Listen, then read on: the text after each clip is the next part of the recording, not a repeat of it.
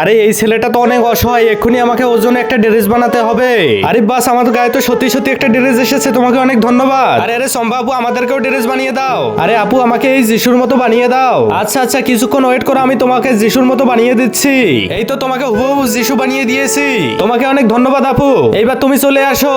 এই যে আপু, আমাকে এই সুন্দর ড্রেসটা আর্ট করে দাও। এই নাও, তোমাকে একটা সুন্দর ড্রেস আর্ট করে দিয়েছি।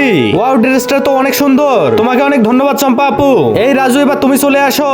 তোমাকে এই ড্রেস লাগবে, দাঁড়াও এক্ষুনি বানিয়ে দিতেছি। এই তো চম্পা আর্ট করতেছে, এই সুযোগে ওর সোনালী কালার রংটা আমি চুরি করে নেই। এই দেখো, তোমার ড্রেস আর্ট হয়ে গেছে।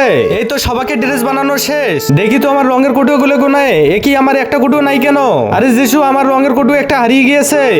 আমি বুঝতে পেরেছি কে নিয়েছে। আমার সাথে চলো এক্ষুনি, ওই চোরটাকে ধরতে হবে। আরে বাস, আমি তো সোনার জিনিস পেয়ে গেছি, এখন আমি একটা সোনার পাতিল আর্ট করব।